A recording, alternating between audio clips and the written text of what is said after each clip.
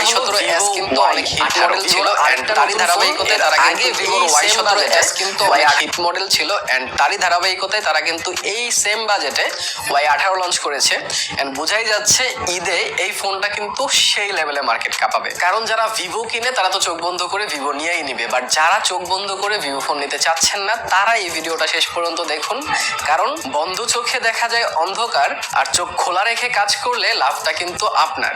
Y18 6128 variant launch হয়েছে বাংলাদেশে and এইটার প্রাইস করা হয়েছে 15,999 টাকা। তো এই প্রাইসে এই ফোনটা কতটা ওয়ার্থ ইট, কতটা এই ফোনটা আপনাদের টাকার সদ্ব্যবহার করতে পারছে, ভালো খারাপ সবকিছু জানাবো আজকের ভিডিওতে। তো হ্যালো গাইস, কেমন আছেন সবাই? আমি রবিন, আপনারা এসে মলবাড়ি। তো চলুন শুরু করা যায়। তো প্রথমে যদি এই সুন্দর ফোনটার আনবক্সিং দিয়ে শুরু করি আমরা, তাহলে সুন্দর এই বক্সটা খুললে প্রথমেই আপনারা সুন্দর এই ফোনটা পেয়ে যাবেন। এই ফোনটার ডিজাইন কিন্তু অনেক সুন্দর দেখতে। এইটা সাইডে রেখে যদি আপনারা একটু নিচে নামেন তাহলে একটা ট্রান্সপারেন্ট কেস পেয়ে যাবেন, তার সাথে আপনারা কিছু পেপার ওয়ার্ক পেয়ে যাবেন এন্ড তার সাথে কিন্তু সিম ইজেক্টর টুলও রয়েছে। এছাড়া আপনারা আরেকটু নিচে নামলে একটা চার্জার পেয়ে যাচ্ছেন, 15 ওয়াটের অ্যাডাপ্টার, তার সাথে একটা টাইপ সি কেবল রয়েছে। এই ফোনটাতে 15 ওয়াট দেওয়া হয়েছে, আর একটু বেশি আমি আশা করেছিলাম, অন্তত 18 ওয়াট তো দেয় সবাই। সো এটাতে কেন 15 ওয়াট এটা আমার জানা নাই। তারপরও চার্জিং টাইম কিরকম লাগে সেইটা কিন্তু ব্যাটারি সেকশনে আমি বলবো। সো এবার যদি সবকিছু সাইডে রেখে আমরা ফোনটা নিয়ে কথা বলি, তাহলে প্রথমেই ডিজাইনটার দিকে চোখ দেওয়া যাক। এন্ড ডিজাইন তো ভিভোর সবসময় ভালো হয়, এটাও তার ব্যতিক্রম নয়। অনেকটাই আপনারা Y17s এর মতোই ডিজাইন পাচ্ছেন, জাস্ট ক্যামেরা মডিউলের ডিজাইনটা খানিকটা চেঞ্জ করেছে তারা। আর ব্যাক সাইডে যে পলিকার্বনের ডিজাইনটা আছে সেটা তারা অক্ষুণ্ণ রেখেছে, কিন্তু ব্যাক সাইডে একটা ম্যাট ফিনিশিং করেছে তারা, তার সাথে এক ধরনের প্যাটার্ন তারা দিয়েছে যেটা অনেকটা আকাশের মেঘের মতো লাগে। অনেকের কাছে অন্যরকমও লাগতে পারে, বাট আমার কাছে ওইটাই মনে হচ্ছে। এছাড়া সাইড এজেস গুলো কিন্তু ফুল ফ্ল্যাট করে দেওয়া হয়েছে, যার কারণে হাতে যখন আপনারা নিবেন তখন সাইড এজেস গুলো খুব প্রিমিয়াম ফিল দিবে। ইভেন আপনাদের হাতে যদি থাকে পিছন থেকে যদি কেউ দেখে তাদের কাছেও কিন্তু একটা দামি ফোনই মনে হবে এটাকে। তো ডিজাইনের দিক থেকে ভিভো অলওয়েজ একটা বেটার কন্ডিশনে থাকে, এইটারও তার ব্যতিক্রম নয়। এটার ডিজাইনটাও কিন্তু উপরের লেভেলেই থাকবে। এছাড়া আমরা আশপাশে না দিই তাহলে বটম সাইডে রয়েছে একটা টাইপ সি পোর্ট, একটা মাইক্রোফোন, আর তার সাথে পেয়ে যাচ্ছেন headphone jack. And headphone jack অনেক ইম্পর্টেন্ট। রাইট সাইডে আপনারা volume rocker and power button পাচ্ছেন, আর পাওয়ার বাটনে কিন্তু ইন্টিগ্রেট করে দেওয়া হয়েছে ফিঙ্গারপ্রিন্ট সেন্সর। এন্ড ফিঙ্গারপ্রিন্ট সেন্সরের স্পিড কিন্তু অনেক ভালো ছিল, লিটারালি আমি যতবার দিচ্ছিলাম অনেক তাড়াতাড়ি আনলক করে দিচ্ছিল। সো ফিঙ্গারপ্রিন্ট সেন্সর নিয়ে আপনাদের কোনো প্রকার প্রবলেম হবে বলে আমার নিজের তো মনে হচ্ছে না। এছাড়া লেফট সাইডে যদি আপনারা দেখেন তাহলে এখানে একটা কমপ্লিট সিম ট্রে রয়েছে, যেখানে দুটো সিম কার্ডের পাশাপাশি একটা মেমোরি কার্ড ইউজ করতে পারবেন। আর টপ সাইড পুরোটা ক্লিন নয়, কারণ তারা স্পিকার টপ সাইডে দিয়েছে কিন্তু কোনো নয়েজ ক্যান্সেলেশন মাইক কিন্তু এখানে দেয় নাই। স্টিল 16,000 টাকা একটা নয়েজ ক্যান্সেলেশন মাইক ভিভো দিয়া দিলে কি হয়, দিতেই তো পারেন আপনারা।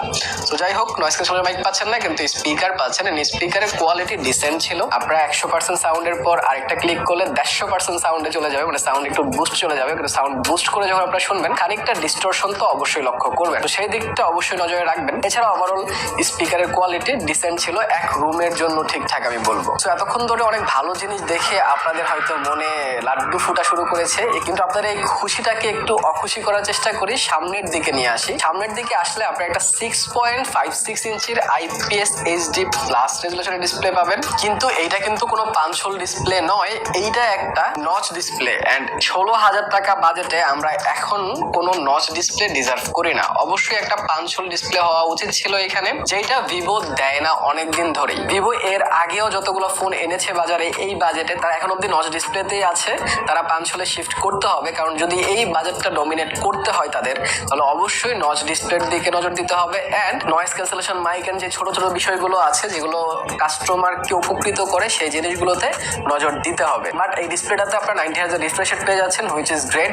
90 হার্জ এর জন্য স্মুথনেসটা বেড়ে যাচ্ছিল, অ্যানিমেশনটা ভালো হচ্ছিল, অ্যানিমেশন ল্যাগটা ফিল হচ্ছিল না, স্ক্রলিং এক্সপিরিয়েন্স ভালো হচ্ছিল। So obviously 90 hertz better thing. আর এই ডিসপ্লেটার একটা জিনিস আমার কাছে ভালো লেগেছে, সেটা হচ্ছে এই ডিসপ্লেটার ব্রাইটনেস, যেটা ইনডোরে তো ভালো ব্রাইট দিবেই আপনাদেরকে। ইভেন আপনারা যদি ফুল ব্রাইট দিয়ে ফোনটা ইউজ করেন আপনাদের চোখে লাগতে পারে, আর আউটডোরে যদি আপনারা যান তাহলেও কোনো প্রকার প্রবলেম হবে না। তো ডিসপ্লেটা অ্যাভারেজ আমি বলবো, এখানে 5 দিলে HD প্লাস না দিয়ে ফুল HD দিলে এইটাকে একটা টপ লেভেলের ডিসপ্লে কিন্তু বলা যাইতো, বাট স্টিল এতটা খারাপ না। যারা Y17s এর ডিসপ্লেটা দেখছেন সেটা থেকে তো অনেকটাই বেটার। এছাড়া আমরা UI এন্ড OS নিয়ে কথা বলি, তাহলে ফান্টাচ OS 14 দেওয়া আছে। ফোনটাতে, আর out of the box Android 14ও কিন্তু এই ফোনটা রান করছে। সো ডেফিনেটলি এটা অনেক আপডেট একটা সেট, যেহেতু একদম 24 সালে আপনারা পাচ্ছেন। সো একদম লেটেস্ট ভার্সন এন্ড ফান্টা চয়েসেরও লেটেস্ট ভার্সন এই ফোনটাতে আপনারা পেয়ে যাবেন। ফান্টা চয়েস মোটামুটি লেভেলের অপটিমাইজ আমি বলবো, অনেক বেশি অপটিমাইজ না, বাট তারপরেও ফান্টা চয়েস কিন্তু খারাপ না। তেমন বেশি হার্ডওয়্যার পাবেন না, ব্লটওয়্যার পাবেন না। সো এই জিনিসগুলো অবশ্যই বেটার ফান্টা চয়েসের ক্ষেত্রে। আর আমি কোনো ইউআই ল্যাগও কিন্তু পাই নাই, যতক্ষণ ইউজ করেছি খুবই স্মুথলি ইউজ করা যাচ্ছিল, কোনো প্রকার প্যারায় আমি পড়ি নাই, আপনারাও পড়বেন না আশা করছি। এছাড়া ফোনটাতে কিন্তু 6GB র্যাম দেওয়া হয়েছে, রোম দেওয়া হয়েছে, আর 6GBর সাথে 6GB আরো আপনারা অ্যাড করতে পারবেন। তো টোটাল 12GB র্যাম ভার্চুয়াল সহ আপনারা কিন্তু এই ফোনটাতে পাচ্ছেন। এছাড়া যদি আমরা প্রসেসর নিয়ে বা পারফরমেন্স সেকশনে আসি, তাহলে এই ফোনটাতে আপনারা Helio G85 প্রসেসর পেয়ে যাচ্ছেন। G85 স্টিল বেটার, কারণ অনেক ব্র্যান্ডই ইউনিএসওসি দিচ্ছে এই বাজেটে, তারা G85 দিয়েছে, একটা প্রুভেন প্রসেসর, কিন্তু এটা কিন্তু প্রায় 3-4 বছর আগের প্রসেসর। সো একটু লেটেস্ট প্রসেসর দিলে, যেমন G88 দিলে আমি একটু খুশি হইতাম, কারণ এই বাজেটে G88 এর ফোন কিন্তু মার্কেটে অলরেডি অ্যাভেলেবেল। কিন্তু তারপরও আমি গেম টেম খেলেছি, আপনারা দেখতে পারেন আমি বেশ কিছুক্ষণ ফ্রি ফায়ার খেলেছি। ফ্রি ফায়ার কিন্তু মোটামুটি ভালোভাবে খেলা যাচ্ছিল, হালকা পাতলা ল্যাগ তো অবশ্যই দিচ্ছিল, বাট তারপরও প্লেয়েবল আমি বলবো।